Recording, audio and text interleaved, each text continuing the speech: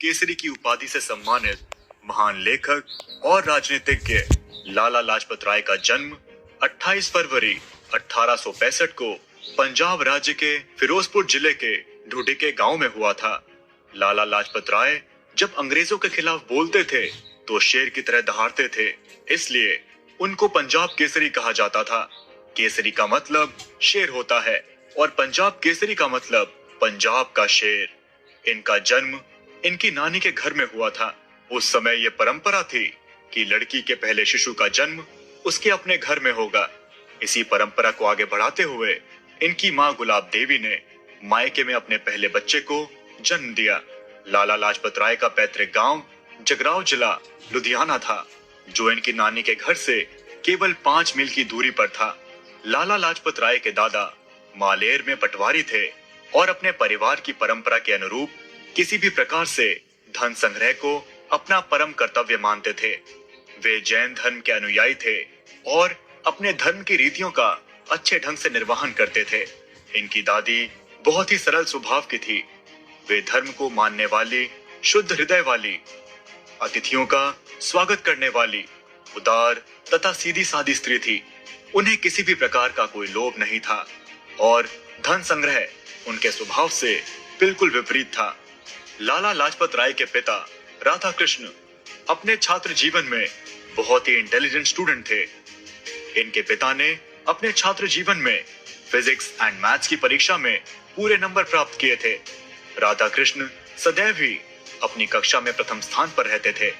वे अपनी माता पिता की तरह ही धन के प्रति उदासीन थे।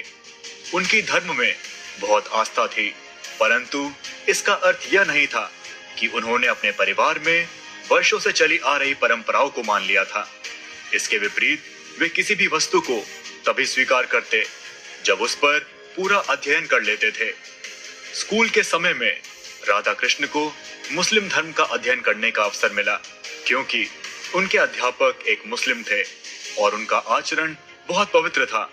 इनके अध्यापक के पवित्र आचरण, ईमानदारी और धर्म में दृढ़ आस्था के कारण कई छात्रों ने अपना धर्म परिवर्तित कर लिया था और जिन्होंने धर्म नहीं बदला वो अपने वास्तविक विश्वासों में मुस्लिम ही रहे। मुंशी राधा कृष्ण आजाद फारसी और उर्दू के महान विद्वान थे। राधा कृष्ण ने भी ऐसा ही किया। वे नमाज पढ़ते, सच्चे मुसलमानों की तरह ही रमजान में रोजा रखते थे। उनके व्यवहार से ऐसा लगता कि वे किसी भी समय अपना धर्म परिवर्तित कर लेंगे, किंतु इनकी पत्नी गुलाब देवी के प्रयासों के कारण ऐसा संभव न हुआ। बालक लाजपत के बाल मन पर उनके पारिवारिक वातावरण का गहरा प्रभाव पड़ा। इन्होंने अपने पिता को इस्लाम धर्म के नियमों का पालन करते देखा। इनके दादा पक्के जैनी थे और जैन धर्म के नियमों का पालन करते थे। इनकी माता गुलाब देवी सिख धर्म को मानने वाली थी और नियम पूर्वक सिख धर्म से जुड़े जाप व पूजा पाठ करती थी। यही कारण था कि बालक लाजपत के मन में धार्मिक जिज्ञासा और उत्सुकता बढ़ गई, जो बहुत समय तक बनी रही। प्रारंभ में ये भी अपने पिता की तरह नमाज पढ़ते और कभी-कभी रमजान के महीने में रोजा भी रखते। कुछ समय बाद ही इन्होंने इस्लामी रस्मों को छोड़ दिया। लाला लाजपत राय में इतिहास के अध्ययन करने की इच्छा भी इनके पिता ने जगाई। इन्होंने छोटी उम्र में ही फिरदौसी का शाहनामा और व्यास की महाभारत को कई बार पढ़ा। प्रारंभ में वे अपने पिता के साथ अध्ययन करते थे और बड़े होने पर स्वयं ही इनका अध्ययन करना शुरू कर दिया और इसे कई बार पढ़ा। ये बचपन में शाहनामा पढ़ने का ही परिणाम था, जो इतिहास के ग्रंथों को पढ़ने में इनकी रुचि को प्रदर्शित करता है। इस प्रकार के ऐतिहासिक ग्रंथों के अध्ययन से ही लाला लाजपत राय का बौद्धिक विकास हुआ। लाला लाजपत राय की प्रारंभिक शिक्षा रोपड़ के स्कूल में हुई। कुरान, शाहनामा व इतिहास की अन्य पुस्तकों को पढ़ने में व्यस्त होने और मलेरिया से पीड़ित होने पर भी ये अपनी पुस्तकों को बहुत रुचि के साथ पढ़ते थे। इन्होंने कभी भी अपने पढ़ाई को भंग नहीं होने दिया। ये पूरे स्कूल में सबसे कम आयु के थे और हमेशा अपनी क्लास में पहले स्थान पर रहते थे। इनके पिता राधा कृष्ण इन्हें घर पर भी शिक्षा दिया करते थे, जिससे इनकी स्कूली शिक्षा में सहायता मिलती थी। लाला लाजपत राय शुरू से ही इंटेलिजेंट स्टूडेंट थे और अपने पिता की ही तरह अपनी क्लास में सबसे पहले स्थान पर आते थे।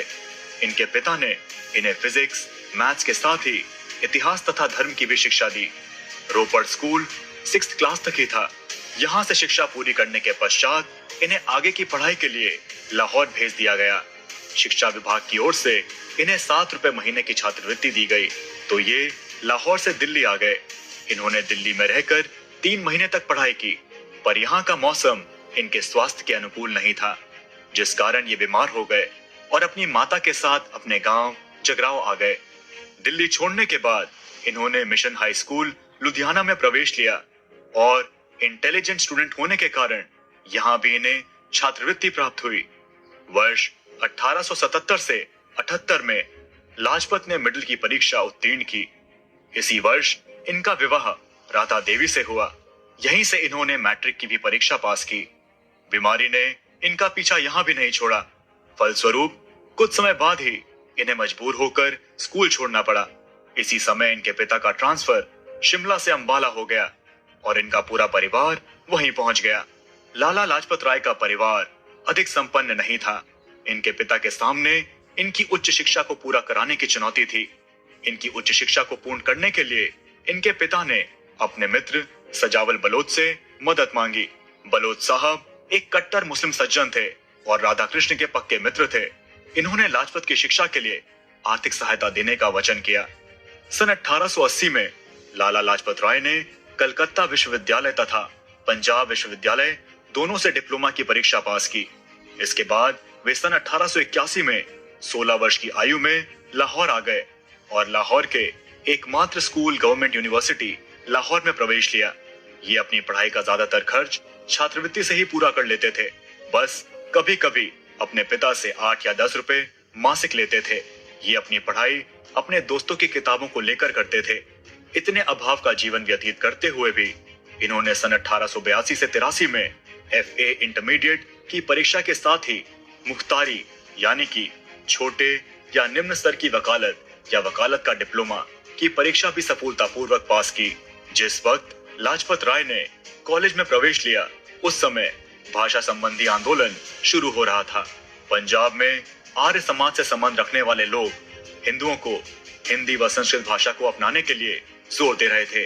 लाजपत राय के कुछ मित्रों ने इन्हें भी अरबी का पढ़ाई छोड़कर संस्कृत पढ़ने का सुझाव दिया, तो इन्होंने भी राष्ट्र प्रेम के कारण अरबी की क्लास छोड़कर संस्कृत की क्लास में जाना शुरू कर दिया। इस घटना को ही लाला लाजपत राय के सार्वजनिक जीवन में प्रवेश करने की पहली सीढ़ी माना जाता है। अब आपको बताते हैं उनके वैवाहिक जीवन के बारे में। लाला लाजपत राय का विवाह 13 वर्ष की छोटी सी आयु में ही हो गया था। इनकी पत्नी का नाम राधा था। राधा देवी बहुत ही संपन्न परिवार से थी। लाला लाजपत राय ने भी कभी खुद को इस विवाह में नहीं बांधा। वे इंडिपेंडेंट होकर अपने कार्यों को करते थे।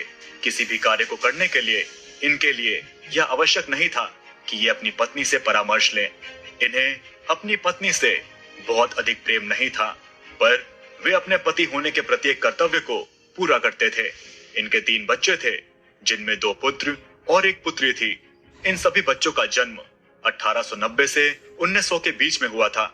इनके दोनों पुत्रों का नाम क्रमशः प्यारे लाल व प्यारे कृष्ण और पुत्री का नाम पार्वती था, जिससे इन्हें बहुत ज्यादा स्नेह था। अपने पूरे वैवाहिक जीवन में लाला लाजपत राय कभी प्रेमी नहीं बन सके। इसका एक कारण यह भी हो सकता है कि उन दिनों की परंपरा के अनुसार इनका विवाह बहुत छोटी उम्र में हो गया था और विवाह के कई वर्ष बाद तक भी पति पत्नी को साथ रहने का कोई अवसर नहीं मिला। इनका जीवन घरेलू झगड़ों से मुक्त था।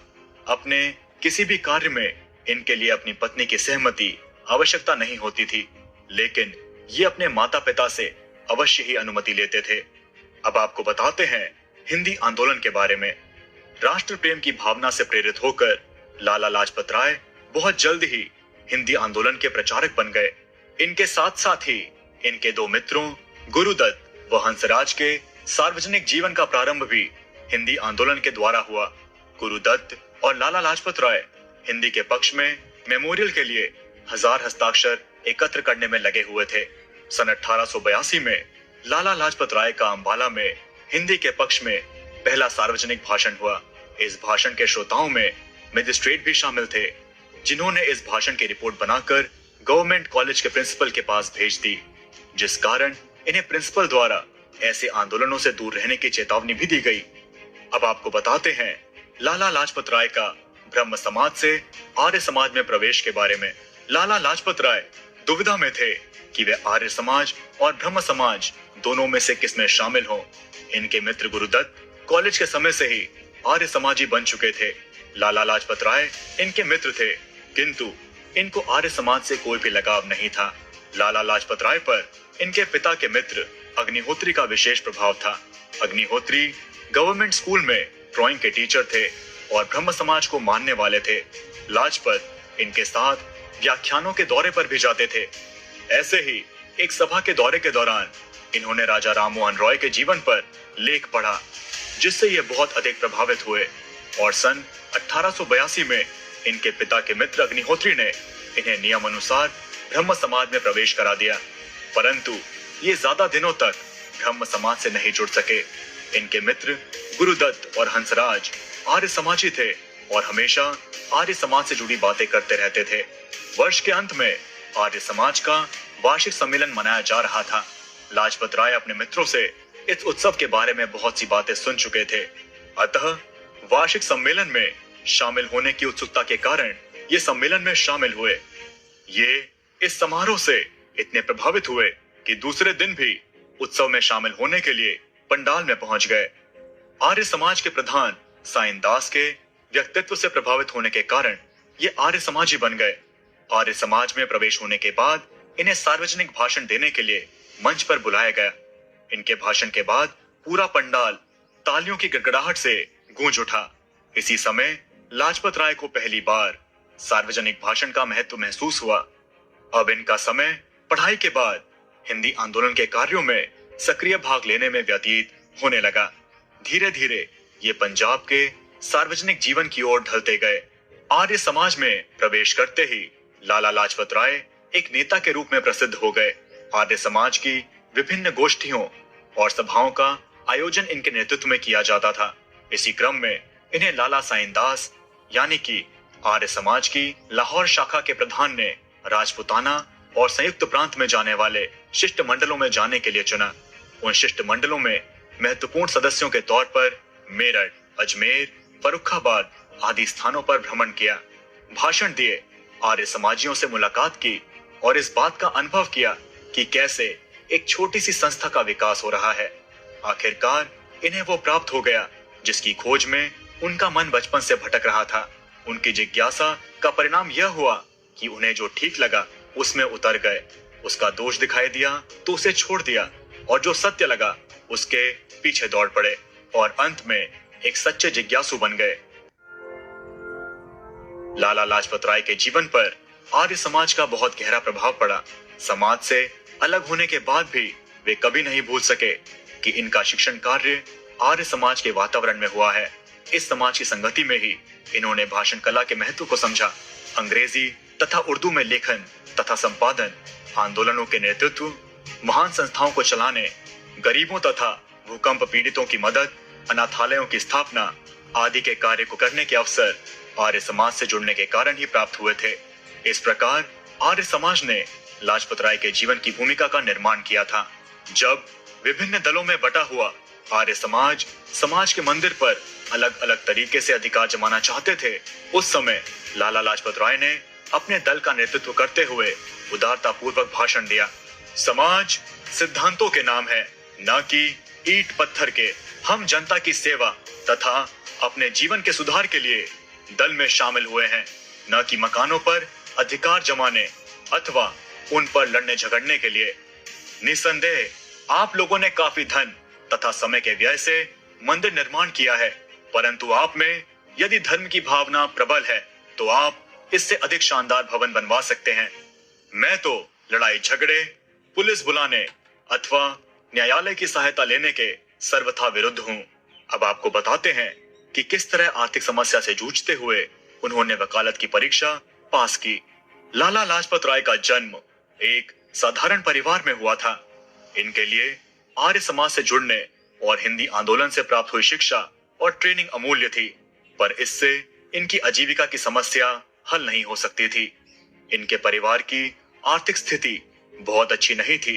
इनके पिता पेशे से एक अध्यापक थे, जिससे बहुत कम वेतन प्राप्त होता था और इनका परिवार भी बड़ा था। इस छोटी सी आय में ही इनकी माँ पूरे परिवार का पालन पोषण करती थी। ऐसी स्थिति में भी इनके पिता ने इन्हें उच्च शिक्षा के लिए लाहौर भेजा, तो इनके परिवार को बहुत कष्टों का सामना करना पड़ा। इन्हें लिखने का भी शौक था। वर्ष 1881 से 83 के दौरान उन्होंने आर्य समाज के लिए एक उर्दू पत्र भारत देश सुधारक और एक अंग्रेजी पत्र रीजनरेटर ऑफ आर्यवत चलाने का निर्णय लिया, पर ये लाहौर से बहुत दूर रहते थे, जिससे वो यह कार्य सुचारू रूप से नहीं कर पा रहे थे। अतः इन्हें रफीके हिंद और अन्य किसी पत्र में अपने लेख प्रकाशित करके ही संतुष्ट रहना पड़ता था। पहले ब्रह्म समाज और बाद में आर्य समाज से जुड़ने और इन संस्थाओं के साथ कार्य करने से लाजपत राय को एक नया अनुभव प्राप्त हुआ। ये पूरे समाज की सेवा करना चाहते थे, लेकिन साथ ही अपनी पारिवारिक जिम्मेदारियों से मुंह फेर कर पिता के प्रति कृतज्ञ नहीं बनना चाहते थे। वे दुविधा की स्थिति में थे और किसी एक कार्य को करने का निश्चय नहीं कर पा रहे थे। अपने कुछ मित्रों के सुझाव से इन्होंने आर्ट्स की पढ़ाई के साथ ही मुख्तारी यानी कि वकालत का डिप्लोमा सीखने के लिए प्रवेश ले लिया। सन 1881 में इन्होंने मुख्तारी की परीक्षा पास कर ली। ये न्याय और अन्यायों के कार्यों में व्यस्त रहने लगे, जिसके कारण आर्ट्स की कोई भी यूनिवर्सिटी परीक्षा पास नहीं कर पाए। इन्होंने मुख्तार बनकर अपने परिवार की आर्थिक सहायता करना शुरू कर दिया। अदालतों के मुख्तार के रूप में कार्य करने के लिए ये अपने पैतृक गांव जगराव आ गए। जगराव एक छोटा सा कस्बा था। इनका अपने कस्बे और पेशे दोनों में ही मन नहीं लगा। वह कस्बा इनके कार्य क्षेत्र के लिए छोटा था। यहाँ देश और जाति की तरफ किसी का ध्यान नहीं जाता था। इस कस्बे में इनका दम घुटने लगा। इस कस्बे से ज्यादा इन्हें मुख्तारी के काम से घृणा होने लगी, क्योंकि यह कार्य इनके लिए अपमानजनक था और इस कार्य में सफल होने के लिए राज कर्मचारियों की चापलूसी करनी पड़ती थी, जो इनके स्वभाव के लिए बिल्कुल विपरीत था। लाला लाजपत राय जगराव की परिस्थितियों में खुद को ढाल नहीं पाए और अपने पिता के पास रोहतक आ गए। रोहतक जगराव से बड़ा शहर था। साथ ही यहाँ अपने कार्य को कराने के लिए सरकारी कर्मचारियों की चापलूसी नहीं करनी पड़ती थी। हालांकि वे इस कार्य को बिल्कुल नहीं करना चाहते थे, पर वे पारिवारिक परिस्थितियों के सामने असहाय थे। मुख्तारी करते हुए इन्हें 200 रुपए महीने के मिलते थे, जो इनकी पिता की आय से कुछ गुना अधिक थे। अतः इन्हें न चाहते हुए भी यह कार्य करना पड़ा। मुख्तारी का कार्य करते हुए ये इस बात को अच्छी तरह समझ गए कि यदि वकालत का कार्य करना जरूरी है, तो क्यों ना कानून की उच्च शिक्षा प्राप्त करके इस कार्य को किया जाए। इसलिए इन्होंने इस परीक्षा को उत्तीर्ण करने का निश्चय किया। रोहतक में मुख्तारी के कार्य के साथ ही वे समाज के कार्यों से भी दूर न रह सके। रोहतक आर्य समाज की शोचनीय अवस्था थी, तो उसमें तेजी देने के लिए इनको कठोर परिश्रम करना पड़ा। लाजपत राय को समय समय पर समाज की बैठक में भाग लेने के लिए लाहौर भी जाना पड़ा। मुख्तारी का कार्य भी करते, साथ ही कानून की परीक्षा की तैयारी भी करते, जिसका परिणाम यह हुआ कि 1883 में आयोजित वकालत की परीक्षा में असफल हो गए। इनके पिता ने दोबारा प्रयास करने की सलाह दी। आखिरकार इन्होंने अपने तीसरे प्रयास में साल 1885 में कानून की परीक्षा उत्तीर्ण करके वकालत की डिग्री प्राप्त कर ली। 1885 में वकालत की परीक्षा उत्तीर्ण करने के बाद लाजपत राय 1886 में एक अभियोग के सिलसिले में हिसार गए थे। इन्होंने उस स्थान को अपनी इच्छा के अनुसार जानकर वहीं रहकर कार्य करने का निश्चय किया। हिसार वो पहला स्थान था जहां राय ने लगातार 6 वर्षों तक लगकर कार्य किया। लाला लाजपत राय के पहुंचने से पूर्व ही यहां आर्य समाज पहुंच गया था, पर इसका पूर्ण रूप से विकास नहीं हो पाया था। हिसार में अपने मित्रों की सहायता से आर्य समाज के विस्तार की भूमिका तैयार की और इसका खूब विकास भी हुआ। शीघ्र ही हिसार की गिनती क्षेत्र के सर्वोत्तम आर्य समाज केंद्रों में होने लगी। लाला लाजपत राय ने अपनी आत्मकथा में इस सफलता का श्रेय आर्य समाज के विशेष नेता दल को दिया है। इस क्षेत्र में आर्य समाज की इतनी बड़ी सफलता का मुख्य कारण इसे जनसाधारण का आंदोलन बनाया जाना और इसे कृषक वर्ग से जोड़े जाना था। हिसार में यह कृषक वर्ग की संस्था थी, न कि बाबू वर्ग की, और यही इस संस्था की सफलता का केंद्र बिंदु भी था। अब आपको बताते हैं सर सैयद अहमद खान को खुले पत्र के बारे में। लाला लाजपत राय के पिता राधा कृष्ण सर सैयद के बहुत बड़े प्रशंसक थे। वे सैयद को 19वीं शताब्दी का पथ प्रदर्शक मानते थे और अपने गुरु से कम नहीं मानते थे। राधा कृष्ण लाजपत राय को हमेशा सैयद का पत्र सोशल रिफॉर्मर पढ़कर सुनाते थे और राय भी इनके अलीगढ़ इंस्टीट्यूट गजट के सभी लेखों को ध्यान से पढ़ते थे और इन्हें अपने पिता की धरोहर समझकर संभाल कर रखते थे। राय को शुरू से ही इनके पिता ने सर सैयद की सभी बातों का सम्मान करना सिखाया था, पर अब वे बचपन की गलतफहमी से निकल चुके थे और देश के वास्तविक परिवेश को समझ रहे थे। 1885 में कांग्रेस का पहला अधिवेशन मुंबई हुआ था। इस अधिवेशन की अध्यक्षता उमेश चंद्र सी बनर्जी ने की। अपने जिज्ञासु स्वभाव के कारण लाजपत राय ने इस नए आंदोलन को बड़ी उत्सुकता से देखना शुरू कर दिया। इनके मित्र मूलराज सदैव कांग्रेस की गतिविधियों को शक की नजर से देखते थे, क्योंकि उनका मानना था कि इस संगठन की स्थापना एक अंग्रेज ने की है, तो यह राष्ट्रहित की बातें कैसे कर सकता है। जब कांग्रेस का उदय हुआ तो सर सैयद अहमद खान ने मुस्लिम संप्रदाय की ओर से इसका विरोध शुरू कर दिया और अपने सहधर्मियों को इस आंदोलन से अलग रहने के लिए सलाह देना शुरू कर दिया। सैयद का मानना था कि इससे मुसलमानों के हितों को हानि पहुंचेगी। लाला लाजपत राय ने जब सर सैयद को इस नए देश के विरोधी के रूप में देखा तो उनके दिल में सैयद के लिए जो थोड़ी बहुत श्रद्धा बची थी वो और भी घट गई। उन्होंने सर सैयद के नाम से खुले पत्र लिखे जो क्रमशः 27 अक्टूबर 1888, 15 नवंबर 1888, 22 नवंबर 1888 और 20 दिसंबर 1888 को एक उर्दू पत्र कोहिनूर में प्रकाशित हुए। इन पत्रों में लाला लाजपत राय ने खुले शब्दों में सैयद के बदले हुए स्वभाव पर सवाल किए। राय के ये पत्र आपके एक पुरानी अनुयायी के पुत्र के नाम से प्रकाशित किए गए थे। लाला लाजपत राय द्वारा सर सैयद को खुले पत्र लिखने का कारण कोई पारस्परिक द्वेष की भावना नहीं थी, बल्कि सर सैयद का बदला हुआ स्वरूप था। उन्होंने अपने पत्रों के माध्यम से सर सैयद को दोगले स्वभाव से देशवासियों को परिचित कराना आवश्यक समझा, इसलिए खुले पत्र लिखे।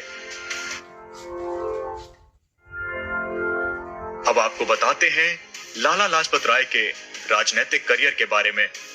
सर सैयद अहमद खां को लिखे गए खुले पत्रों ने इन्हें एक राजनीतिक नेता के रूप में प्रसिद्ध कर दिया। कांग्रेस को इनके खुले पत्रों से बहुत सहायता प्राप्त हुई।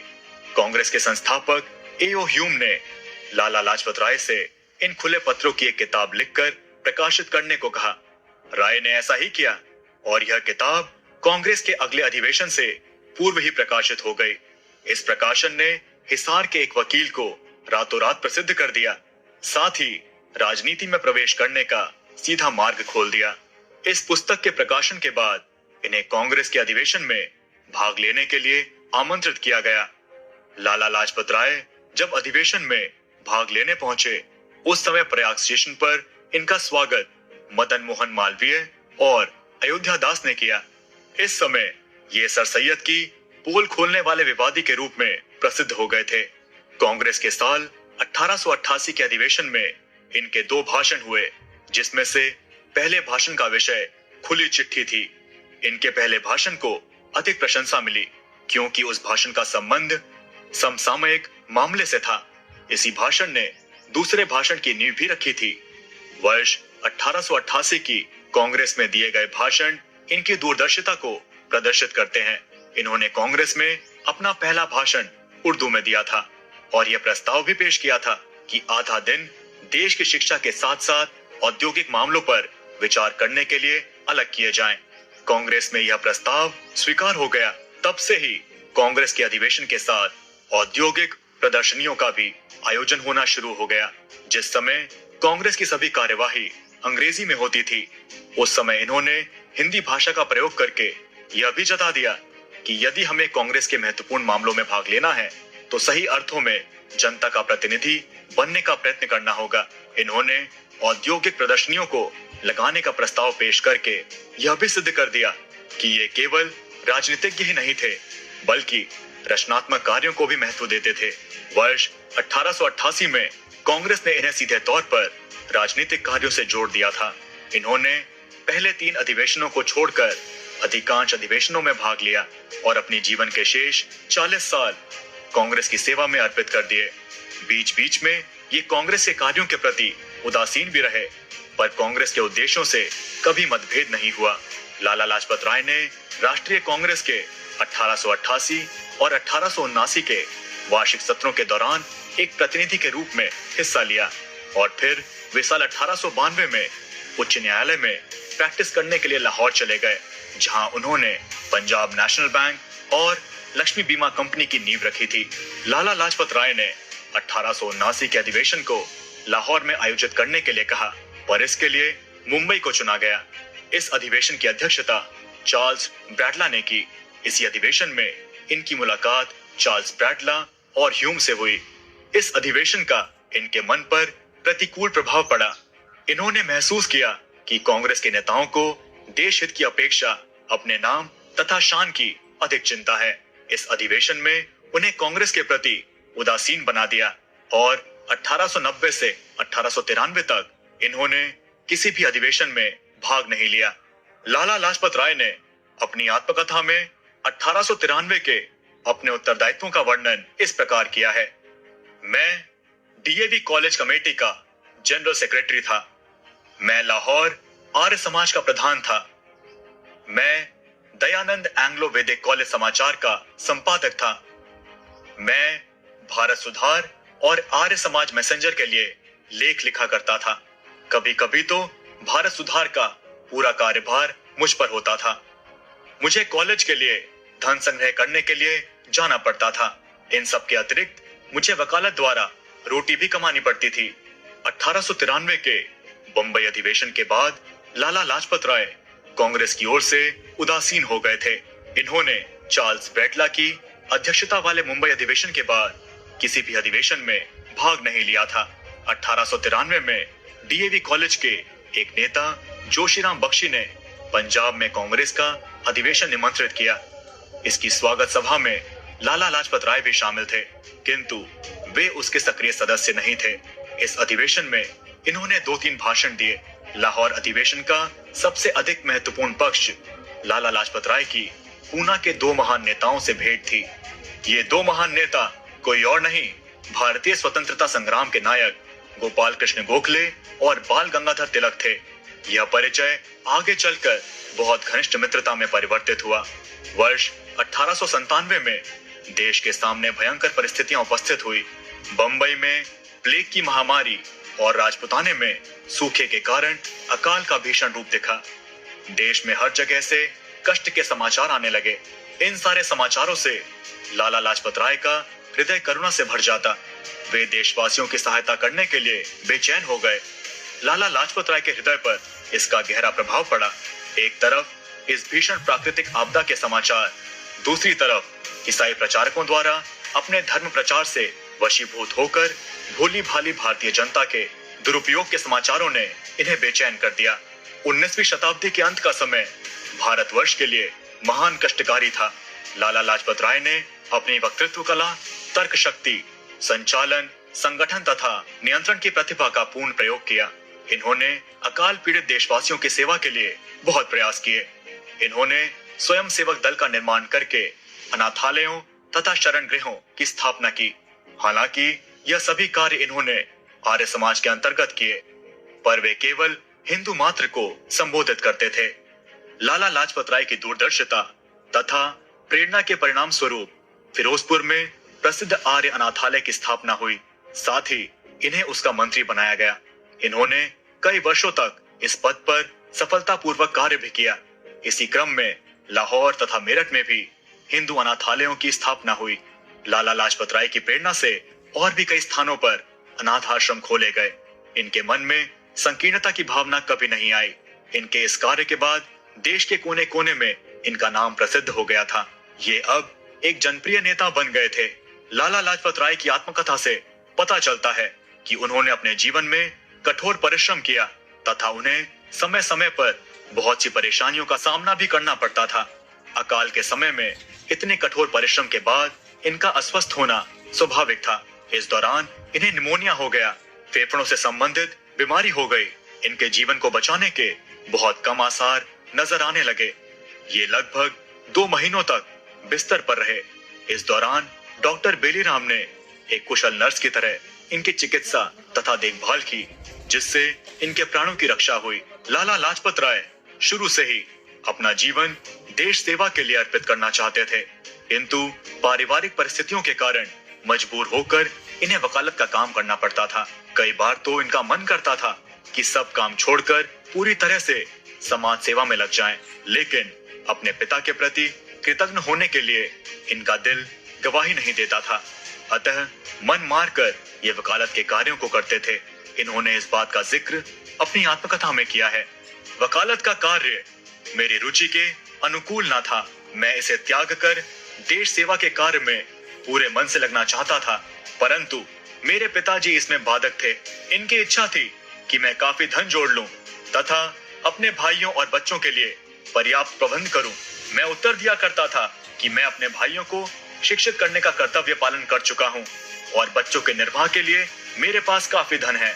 लाला लाजपत राय के कहने पर इनके पिता राधा कृष्ण बहुत पहले ही अपनी नौकरी छोड़ चुके थे और अब ये नहीं चाहते थे कि पुत्र युवा अवस्था में ही वकालत छोड़ दे। इस बात पर कई बार दोनों पिता पुत्र के बीच में बहस भी होती थी। आखिरकार 1898 के आर्य समाज के वार्षिकोत्सव के अवसर पर उन्होंने अपने निश्चय की घोषणा कर दी कि मैं भविष्य में अपने वकालत का कार्य घटाता जाऊंगा और कॉलेज, आर्य समाज व देश सेवा में अधिकाधिक समय दिया करूंगा। साल 1898 के अंत में हुई 1.5 साल की लंबी बीमारी और भारत में भीषण अकाल की समस्याओं को बड़ी कुशलता से पार करने के बाद लाला लाजपत राय ने 20वीं शताब्दी में नए और विशाल दृष्टिकोण के साथ प्रवेश किया। अब आपको बताते हैं दक्षिण भारत की प्रथम यात्रा के बारे में। लाला लाजपत राय अपने मित्र द्वारकादास के साथ कांग्रेस से पुनः संबंध स्थापित करने के लिए 1904 के बंबई अधिवेशन में शामिल होने के लिए गए, किंतु कांग्रेस अभी भी अपने पुराने ढर्रे पर चल रही थी। अभी तक उसमें किसी भी स्थापित विधान का निर्माण नहीं हो पाया था। इस अधिवेशन की समाप्ति पर लाला लाजपत राय जहाज से लंका की यात्रा पर गए। ये दक्षिण भारत का इनका प्रथम दौरा था। ये मद्रास में 3 दिन के लिए जी सुब्रैया के घर मेहमान रहे और वहां से कलकत्ता के लिए चले गए। कलकत्ता में इनकी गोपाल कृष्ण गोखले से पहली मुलाकात हुई। ये गोखले के एक दर्शक के रूप में काउंसिल हॉल में गए, जहां लॉर्ड कर्जन के विश्वविद्यालय एक्ट की अनियमितताओं की स्वीकृति के विषय पर बहस हो रही थी। गोखले के अलावा लाला लाजपत राय की बहन निवेदिता के साथ भी मुलाकात हुई। राय निवेदिता के लेखों से पहले से ही प्रभावित थे, क्योंकि उनके राजनीतिक में वही सिद्धांत थे जिनकी व्याख्या मेजिनी ने की थी। सिस्टर निवेदिता भी कट्टर हिंदू थी और ब्रिटिश राज्य से घृणा व भारतवासियों से बहुत प्रेम करती थी। लाला लाजपत राय की इनसे मुलाकात बहुत थोड़े से समय के लिए हुई थी, पर यह इनके जीवन की कभी ना भुलाई जाने वाली यादों में शामिल हो गई। जब लाला लाजपत राय की गोखले जी से मुलाकात एक स्थायी मित्रता में परिवर्तित हो गई थी। हालांकि दोनों के राजनीतिक विचारों में जमीन आसमान का अंतर था, फिर भी इनमें लड़ाई कभी भी नहीं हुई। जब कांग्रेस के प्रचार के लिए भारत से एक शिष्टमंडल को भेजने का निर्णय लिया गया, तो गोखले जी ने राय को भी शिष्टमंडल के साथ भेजने का प्रस्ताव रखा, जिस पर सभी ने सहमति दे दी। लाजपत राय पहली बार किसी राजनीतिक दौरे के लिए देश से बाहर जा रहे थे, इसलिए इन्होंने इंग्लैंड जाने के प्रस्ताव को स्वीकार कर लिया।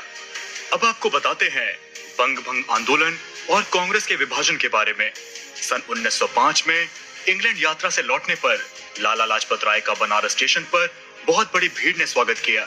अपने स्वागत के लिए उपस्थित जनसमूह को देखकर आने वाली स्थिति के संबंध में आसानी से अंदाजा लगाया जा सकता था। हर कोई उनकी प्रशंसा करता था, पर विद्यार्थी दल तो उनकी पूजा करता था। वे विद्यार्थी समाज के लिए भगवान का रूप थे। सन 1905 देश के लिए महान कष्टकारी सिद्ध हुआ। भारत का बंगाल से विभाजन कर दिया गया। जगह जगह बंग भंग के विरोध में प्रदर्शन किए गए। 12 साल में ऐसे ही प्रदर्शन के दौरान पुलिस द्वारा जनता पर लाठीचार्ज किया गया, जिसके विरोध में पहली बार सभा लाहौर में की गई। कांग्रेस में भी ऐसी परिस्थितियां उत्पन्न हुई जिनसे इसकी आंतरिक फूट सभी के सामने उजागर हो गई। एक तरफ तो देश भीषण अकाल से पूरी तरह से उबर भी नहीं पाया था कि कर्जन की नीतियां आग में घी डालने का कार्य कर रही थी। इतने पर भी अंग्रेजी सरकार ने देशवासियों का ध्यान धरने से हटाकर स्वागत के जुलूसों पर लगाने के लिए प्रिंस ऑफ वेल्स को आमंत्रित कर दिया, जिस पर देश की जनता का गुस्सा और भी फूट पड़ा।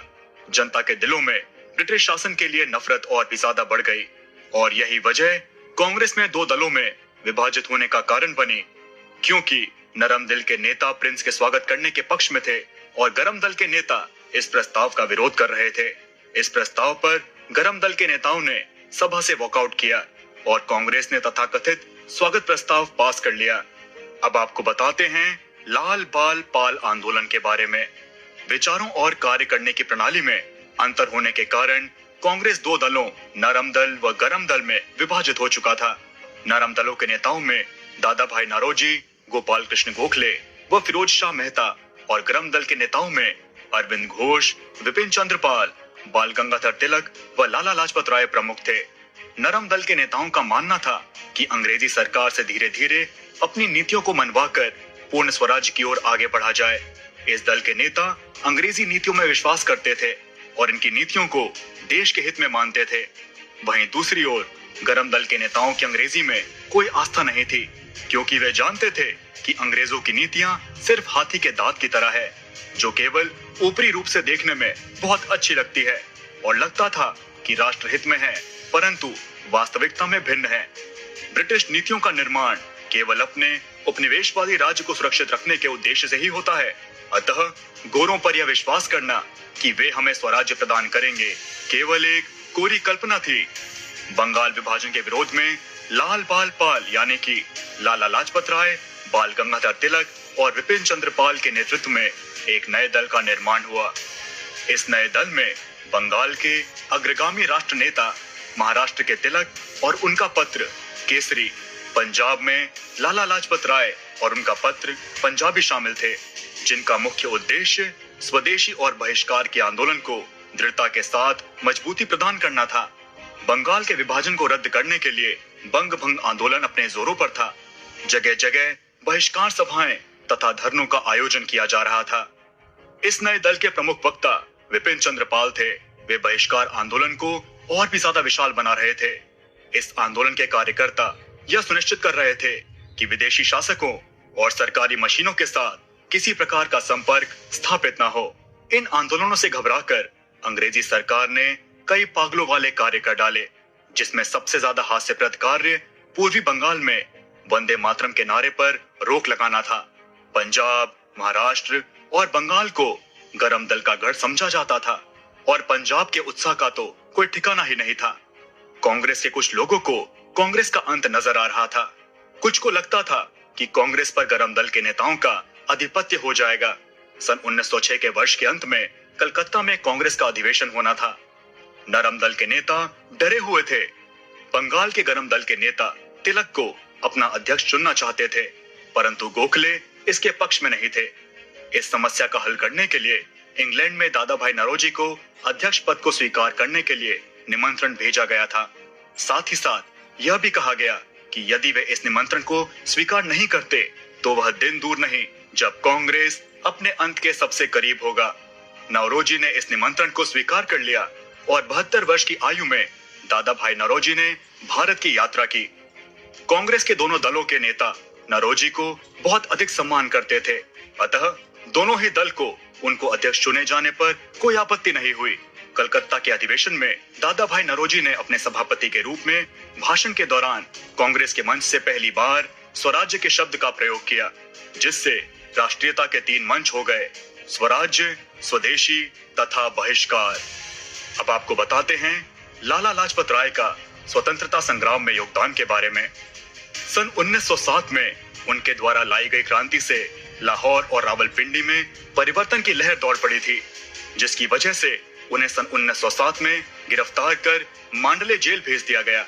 लाला जी ने अपने जीवन में कई संघर्षों को पार किया है। आपको बता दें कि एक समय ऐसा भी आया कि जब लाला जी के विचारों से कांग्रेस के कुछ नेता पूरी तरह असहमत दिखने लगे, क्योंकि उस समय लाला जी को गरम दल का हिस्सा माने जाने लगा था, जो कि ब्रिटिश सरकार से लड़कर पूर्ण स्वराज लेना चाहते थे। वहीं कुछ समय तक कांग्रेस से अलग रहने के बाद साल 1912 में उन्होंने वापस कांग्रेस को ज्वाइन किया। फिर इसके 2 साल बाद वह कांग्रेस की तरफ से प्रतिनिधि बनकर इंग्लैंड चले गए, जहां उन्होंने भारत की स्थिति में सुधार के लिए अंग्रेजों से विचार विमर्श किया। इस दौरान उन्होंने अपने सहयोगियों के साथ मिलकर गरम दल की विचारधारा को सूत्रपात कर दिया था और वो जनता को यह भरोसा दिलाने में सफल हो गए थे कि अगर आजादी चाहिए तो यह सिर्फ प्रस्ताव पास करने और गिड़गिड़ाने से मिलने वाली नहीं है। वहीं इसके बाद वो अमेरिका चले गए, जहां उन्होंने स्वाधीनता प्रेमी अमेरिका वासियों के सामने भारत की स्वाधीनता का पक्ष बड़ी प्रबलता से अपने क्रांतिकारी किताबों और अपने प्रभावी भाषणों से पेश किया। उन्होंने भारतीयों पर ब्रिटिश सरकार के द्वारा किए गए अत्याचारों की भी खुलकर चर्चा की। इस दौरान अमेरिका में उन्होंने इंडियन होम रूल लीग की स्थापना की। इसके अलावा एक यंग इंडिया नाम का जर्नल भी प्रकाशित करना शुरू किया, जिसमें भारतीय कल्चर और देश की स्वतंत्रता की जरूरत के बारे में लिखा जाता था, और इस पेपर की वजह से पूरी दुनिया में वे मशहूर होते चले गए।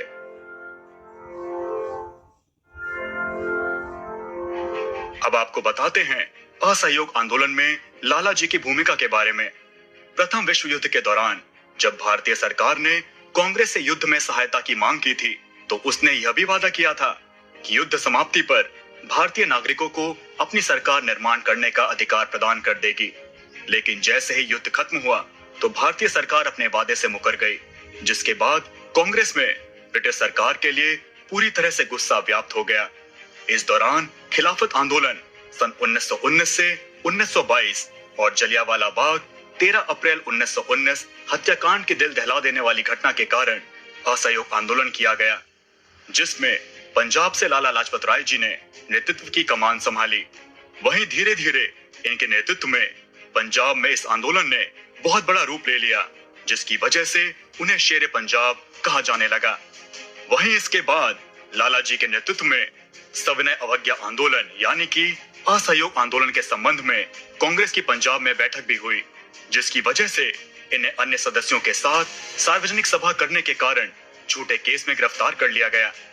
इसके बाद 7 जनवरी को इनके खिलाफ केस न्यायालय में पेश किया, तो इन्होंने न्यायालय की प्रक्रिया में भाग लेने से यह कहते हुए मना कर दिया कि इन्हें ब्रिटेन की न्याय प्रणाली पे कोई विश्वास नहीं है। अतः इनकी तरफ से न तो कोई गवाही हुई और न ही किसी वकील के द्वारा जिरह पेश की गई। इस गिरफ्तारी के बाद लाला लाजपत राय को 2 साल की सजा सुनाई गई, लेकिन जेल की परिस्थितियों में लाला जी का स्वास्थ्य खराब हो गया। लगभग 20 महीनों की सजा काटने के बाद इन्हें खराब स्वास्थ्य के कारण आजाद कर दिया गया। वैसे तो लाला लाजपत राय द्वारा लिखित बहुत सी किताबें हैं, पर उनमें से यंग इंडिया, अनहैप्पी इंडिया और हिस्ट्री ऑफ आर्य समाज बहुत प्रसिद्ध हुई। अब आपको बताते हैं कांग्रेस के प्रेसिडेंट के रूप में लाला लाजपत राय की भूमिका के बारे में। भारत के महान स्वतंत्रता सेनानी लाला लाजपत राय को उनके काम को देखते हुए साल 1920 में नेशनल कांग्रेस का प्रेसिडेंट बनाया गया। दरअसल इस दौरान उनकी चहेतों की संख्या काफी बढ़ चुकी थी और उनकी बढ़ती लोकप्रियता ने ही उन्हें नेशनल हीरो बना दिया था। भारत की आजादी के महान नायक लाला लाजपत राय जी ने अपने कामों से लोगों के दिलों में अपनी एक अलग पहचान बनाई थी। इसी वजह से लोग उन पर भरोसा करने लगे थे और उनके अनुयायी बन गए थे। इसके बाद उन्होंने लाहौर में सर्वेंट्स ऑफ पीपल सोसाइटी का गठन किया था, जो कि नॉन प्रॉफिट ऑर्गेनाइजेशन था। वहीं उनकी बढ़ती लोकप्रियता का प्रभाव ब्रिटिश सरकार पर भी पड़ने लगा और ब्रिटिश सरकार को भी उनसे डर लगने लगा था और ब्रिटिशर्स उन्हें कांग्रेस से अलग करना चाहते थे। लेकिन यह करना ब्रिटिश शासकों के लिए इतना आसान नहीं था और इसी वजह से ब्रिटिश सरकार ने उन्हें साल 1921 से लेकर 1923 तक मांडले जेल में कैद कर लिया। लेकिन ब्रिटिश सरकार को उनका यह दाव उल्टा पड़ गया, क्योंकि उस समय लाला लाजपत राय की ख्याति इतनी बढ़ गई थी कि लोग ब्रिटिश सरकार के खिलाफ सड़कों पर उतरकर प्रदर्शन करने लगे, जिसके बाद लोगों के दबाव में आकर अंग्रेज सरकार ने अपना फैसला बदलकर लाला लाजपत राय को जेल से रिहा कर दिया था। वहीं जब 2 साल बाद लाला लाजपत राय जेल से छूटे तो उन्होंने देश में बढ़ रही सांप्रदायिक समस्याओं पर ध्यान दिया। दरअसल उस समय इस तरह की समस्याएं देश के लिए बड़ा खतरा बन चुकी थी। दरअसल उस समय की परिस्थितियों में हिंदू मुस्लिम एकता के महत्व को उन्होंने समझ लिया था। इसी वजह से साल 1925 में उन्होंने कलकत्ता में हिंदू महासभा का आयोजन किया, जहां उनके ओजस्वी भाषण ने बहुत से हिंदुओं को देश के स्वतंत्रता संग्राम में हिस्सा लेने के लिए प्रेरित किया था। अब आपको बताते हैं लाला जी के जीवन का आखिरी आंदोलन साइमन कमीशन के विरोध के बारे में। साल 1928 में ब्रिटिश सरकार द्वारा साइमन कमीशन लाए जाने के बाद उन्होंने इसका जमकर विरोध किया और कई रैलियों का आयोजन किया और भाषण दिए। दरअसल साइमन कमीशन भारत में संविधान के लिए चर्चा करने के लिए बनाया गया एक कमीशन था, जिसके पैनल में एक भी भारतीय सदस्य को शामिल नहीं किया गया। वहीं लाला जी इस साइमन कमीशन का विरोध शांतिपूर्वक करना चाहते थे। उनकी यह मांग थी कि अगर कमीशन पैनल में भारतीय नहीं रह सकते तो ये कमीशन अपने देश वापस लौट जाए, लेकिन ब्रिटिश सरकार इनकी मांग मानने को तैयार नहीं हुई और इससे उलट ब्रिटिश सरकार ने लाठीचार्ज किया, जिसमें लाला जी बुरी तरह से घायल हो गए और फिर उनका स्वास्थ्य कभी नहीं सुधरा। वहीं इस घटना के बाद लाला लाजपत राय जी पूरी तरह से टूट गए थे और उनका स्वास्थ्य लगातार बिगड़ता चला गया और फिर 17 नवंबर 1928 को स्वराज्य का यह उपासक हमेशा के लिए सो गया। इस तरह भारत की आजादी के महान नायक लाला लाजपत राय जी का जीवन कई संघर्षों की महागाथा है। वहीं उन्होंने अपने जीवन में कई लड़ाइयां लड़कर देश की सेवा की है और गुलाम भारत को स्वतंत्रता दिलवाने में मदद की है। लाला लाजपत राय की देश के लिए दी गई कुर्बानियों को हमेशा हमेशा याद किया जाएगा। और अब अंत में आपको बताते हैं लाला जी के मौत के बदले के बारे में।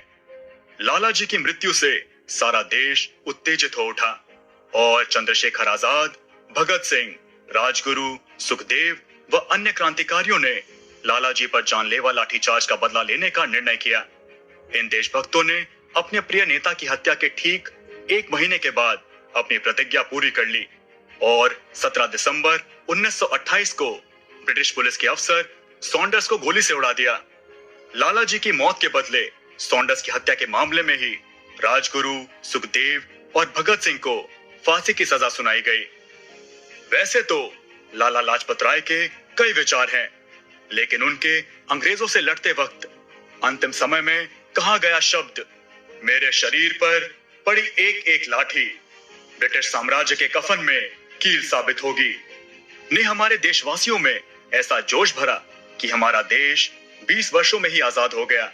हमारे देश की आजादी में बड़े योगदान के लिए हम देश के महान युग पुरुष लाला लाजपत राय को सत सत नमन करते हैं। जय हिंद।